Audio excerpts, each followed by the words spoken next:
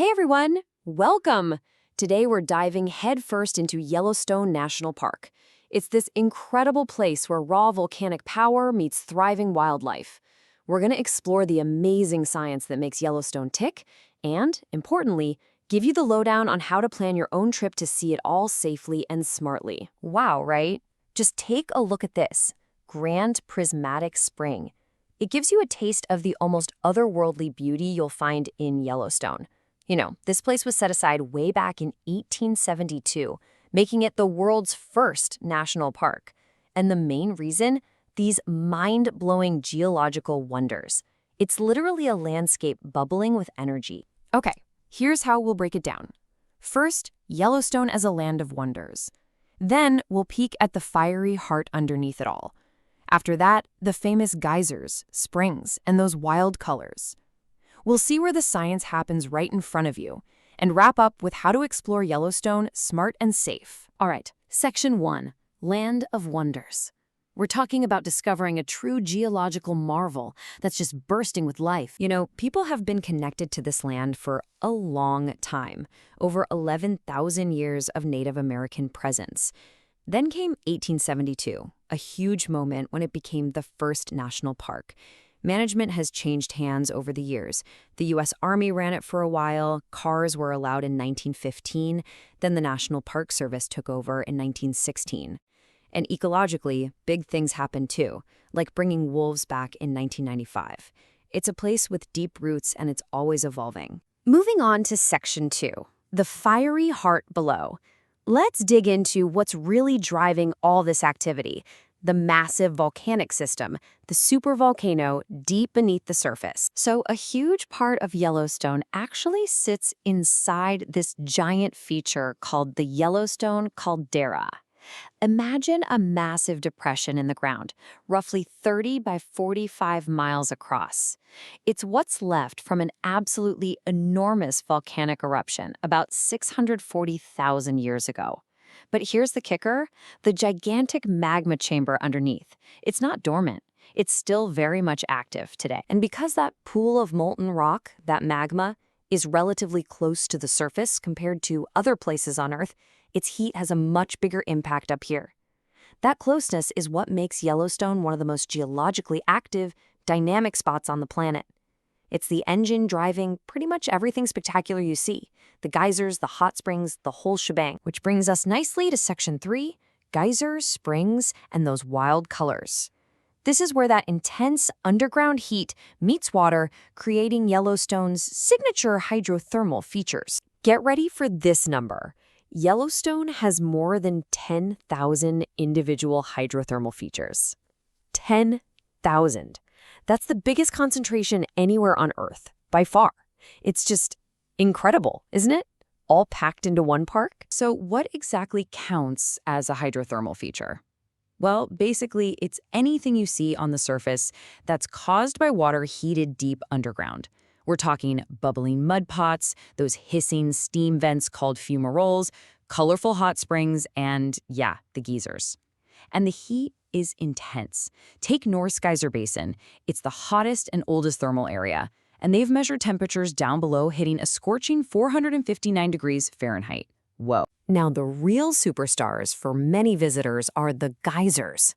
Think of them as hot springs with a special kind of underground plumbing system. Pressure builds up and then, whoosh, they erupt, launching water and steam high into the air. And Yellowstone? It's basically the world capital of geysers. It has over 500 active ones. That's more than half of all the known geysers on our planet, right here. And of course, there's the icon, Old Faithful. Now, it's not perfectly punctual like an old train schedule, but its eruptions are pretty darn reliable, predictable even. The Park Service actually posts estimated eruption times. Right now, it averages around 102 minutes between shows, give or take about 10 minutes. Definitely grab the NPS app or swing by a visitor center to get the latest prediction times when you're there. It really helps plan your day. Okay, shifting gears visually, look at Mammoth Hot Springs. These incredible terraces look almost like a flowing sculpture, right? They're different from what you see in the geyser basins. Instead of silica, these are made of travertine. That's calcium carbonate. Hot water bubbles up, deposits the mineral, and builds these layers over time. And here's something interesting. Mammoth is actually located outside the main Yellowstone caldera. The heat probably travels up through cracks or faults in the rock from that main magma system deeper down. Pretty cool. Ever look at those crazy bright colors in springs like Grand Prismatic and wonder, how is that even real? Well, the secret is tiny microbes. They're called thermophiles, which literally means heat-loving. These little guys, mostly types of ancient life called archaea and bacteria, are tough enough to live in incredibly hot, mineral-rich water. Different microbes like different temperatures and water chemistries, and they produce different colors.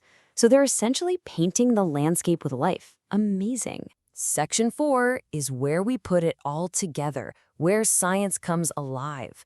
Let's link all this cool geology stuff to specific spots in the park you just have to see for yourself. If geysers are your jam, then the Upper Geyser Basin right around Old Faithful is your destination. Seriously, this relatively small area packs in the highest concentration of geysers anywhere on Earth. It's not just Old Faithful either. Keep an eye out for prediction times for other big ones like Grand Geyser and Riverside Geyser. Honestly, just walking the boardwalks here feels like you've landed on another planet. And talk about power. The Grand Canyon of the Yellowstone is just spectacular. Here, the Yellowstone River has carved this massive canyon right through layers of ancient volcanic rock. You can literally see the park's fiery history in the colorful canyon walls, chemically altered by heat and water over time. And the waterfalls? Wow. You've got the powerful upper falls, and then the massive, breathtaking drop of the lower falls, over 300 feet. The viewpoints are just incredible. Hey, remember that huge caldera we talked about earlier? Well, check this out. Yellowstone Lake actually sits partly inside it. This isn't just any lake. It's the largest high-elevation lake, we're talking above 7,000 feet, in all of North America.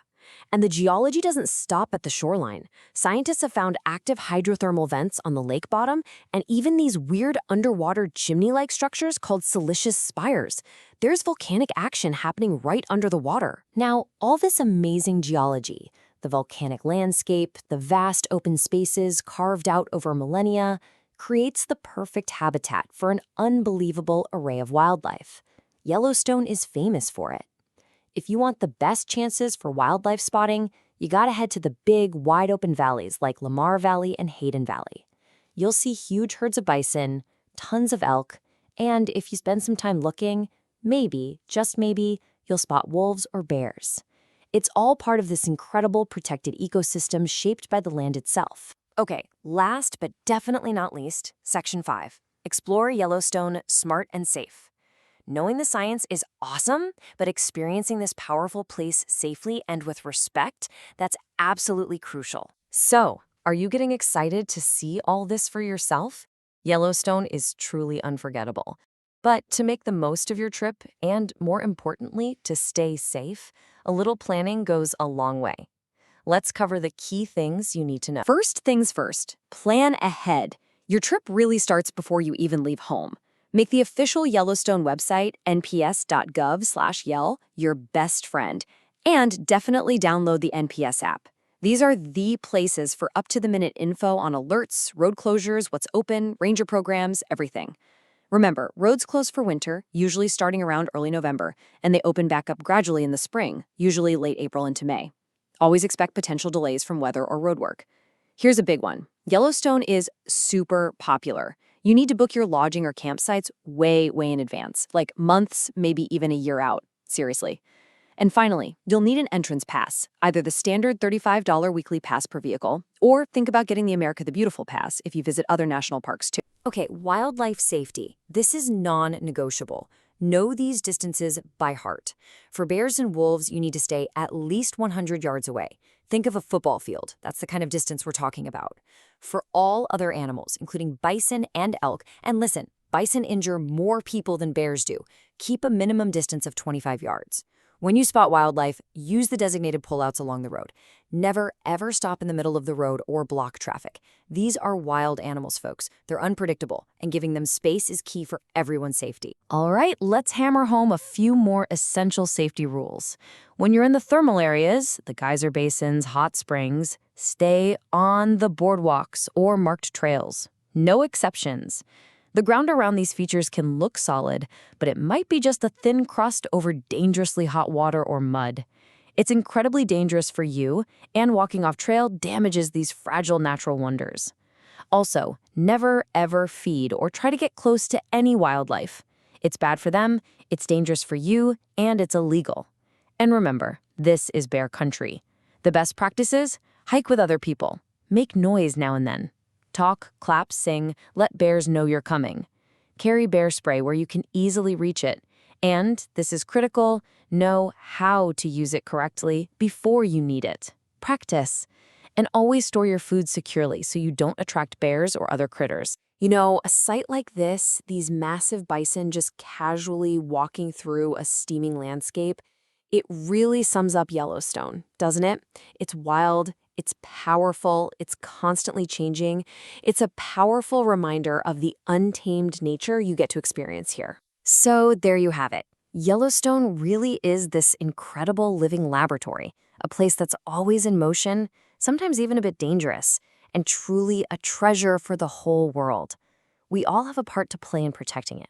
So go explore it, be filled with wonder, absolutely soak it all in, but always do it with respect for the place and with safety as your top priority. So, the question is, what amazing things will you discover on your Yellowstone adventure?